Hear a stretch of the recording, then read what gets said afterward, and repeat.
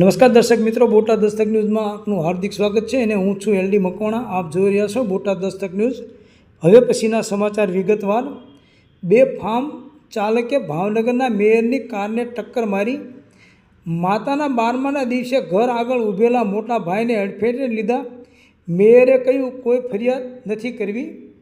ભાવનગર શહેરના ગત મોડી રાત્રે દેવરાજનગર વિસ્તારમાં મેયરના ઘર પાસે એક પૂરપાટ ઝડપે ઘસી આવેલ કાર ચાલકે મેયરના ભાઈને અને તેના ડ્રાઈવરને અડફેટે લેતા સારવાર રીતે સરટી હોસ્પિટલમાં ખસેડાયા હતા. આ કાર ચાલકે આગળ પણ એક સ્કૂટરને અડફેટે લીધું હતું અને મેયરની કારને પણ ટક્કર મારી હતી. આ બનાવ અંગેની મળતી વિગતો અનુસાર ભાવનગર શહેરના દેવરાજનગર નજીક આવેલા ગાયત્રીનગરમાં આવેલા મીરા પાર્ક પાસે ભાવનગરના મેયર ભરતભાઈ બારડના ભાઈ રાજુભાઈ બારડ અને મેયરના ડ્રાઈવર કબીર દર્શનભાઈ ઊભા હતા. તે સમયે કોઈ અજાણ્યો વાહન ચાલક પૂર ઝડપે બેફિકરાઈથી વાહન ચલાવી બંનેને અડફેટે લીધા હતા, જેને કારણે બંનેને ઈજાઓ પહોંચતા સારવાર માટે ભાવનગરની સરટી હોસ્પિટલ ખસેડવામાં આવ્યા હતા. આ બનાવને પગલે રાત્રે હોસ્પિટલમાં મોટી સંખ્યામાં લોકો દોડી આવ્યા હતા. આ અંગે મેયરે જણાવ્યું હતું કે આજે મારા ઘરે મારા માતાની ઉત્તર ક્રિયા પૂર્ણ થયા બાદ રાત્રે વાળું કરીને બહાર મંડી હાઉસ ઊભા હતા અને કોઈ બેઠા હતા.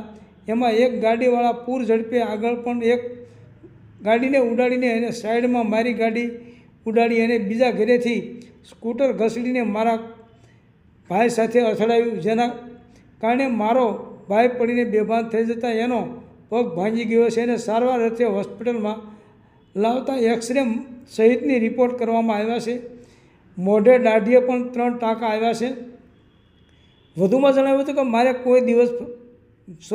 કોઈ ફરિયાદ કરવી નથી, પણ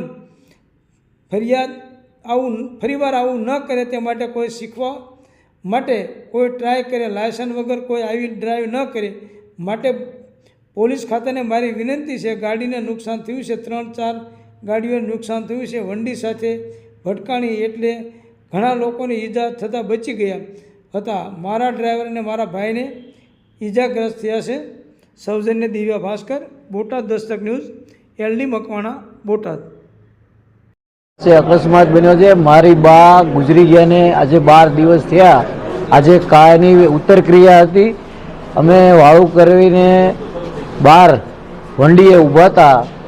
કોઈક બેઠું હતું.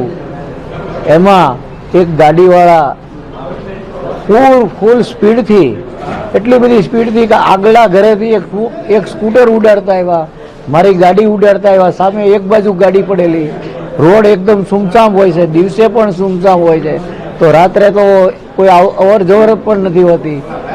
એવા વિસ્તારમાં કોઈ વ્યક્તિ એવી સ્પીડથી ગાડી હાંકતો આવ્યો કે બીજા ઘરેથી તો સ્કૂટર તાણતો આવ્યો ને મારા ભાઈ હારે એ સ્કૂટર ભટકાણો. મારો ભાઈ બેભાન થઈ ગયો. ઘડીક તો એનો પગ ભાંગી ગયો છે, એને એક્સરે લેવા પડ્યા.